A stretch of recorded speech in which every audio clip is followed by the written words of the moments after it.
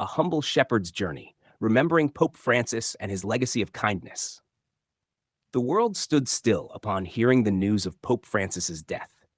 It was not merely the passing of a spiritual leader, but the departure of a moral compass whose life was defined not by pomp and power, but by humility, compassion, and unwavering commitment to the marginalized. Born Jorge Mario Bergoglio in Buenos Aires, Argentina, Pope Francis shattered centuries-old stereotypes about papal authority by choosing a path less adorned by gold and more paved with the dust of the poor. His papacy, which began in 2013, became a beacon of light for the weary, the lost, and the forgotten. From the moment he stepped onto the balcony of St. Peter's Basilica as the newly elected pope, Francis signaled a profound shift in the tone and direction of the Catholic Church. He bowed before the people and asked for their prayers before offering his own blessing, a powerful, silent testament to the kind of leader he would become. There were no grand proclamations or thunderous rhetoric. Instead, there was a quiet man with gentle eyes and a voice that spoke not only to the faithful, but to the heart of humanity. Francis's humility was not a political pose or a strategy. It was the essence of who he was. Long before he became pope, he was known in Argentina for riding the bus to work, cooking his own meals, and spending time in the slums of Buenos Aires. As pope, he chose to live in the modest Casa Santa Marta guest house rather than the ornate apostolic palace.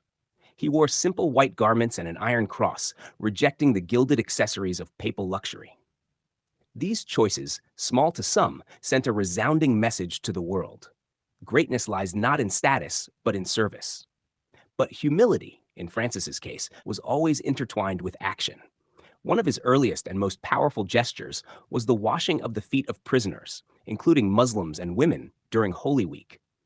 This was a radical departure from tradition and a bold declaration of his inclusive vision of Christianity. He embraced the outcast not as a publicity stunt, but as a living theology. For Francis, every human being bore the image of God, regardless of race, gender, orientation, or status. Kindness was the currency with which Pope Francis conducted his papacy. He spoke often about the culture of encounter, urging people not to remain isolated in their bubbles of comfort, but to reach out, to meet others where they are. His speeches and homilies were rarely about doctrine alone. They were about love in action. He championed mercy over judgment, compassion over condemnation. His embrace of refugees, the sick, the disabled, and the elderly was never scripted.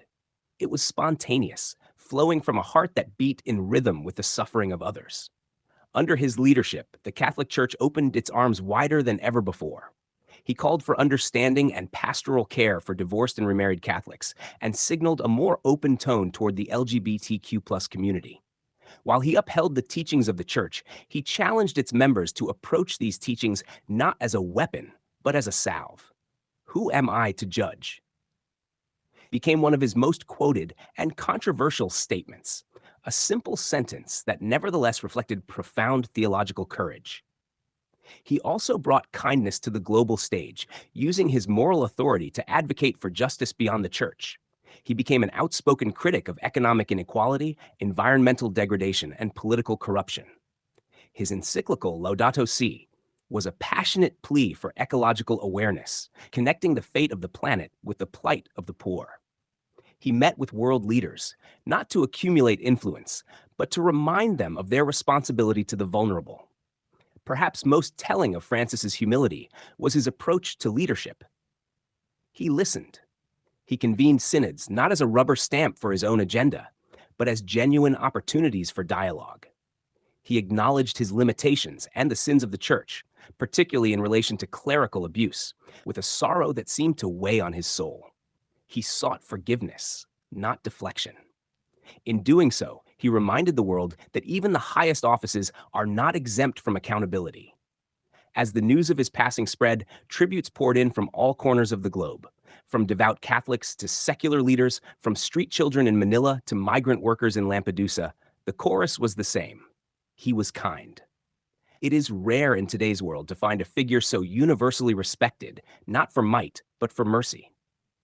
The images that emerged in the days following his death captured this legacy with poignant clarity.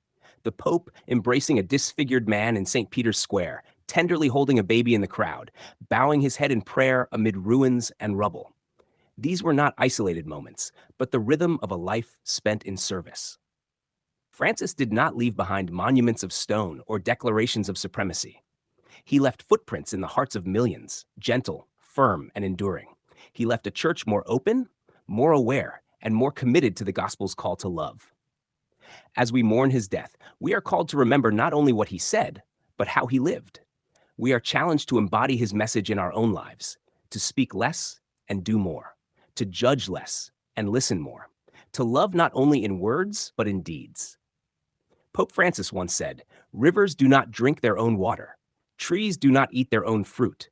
The sun does not shine on itself, and flowers do not spread their fragrance for themselves. Living for others is a rule of nature. We are all born to help each other."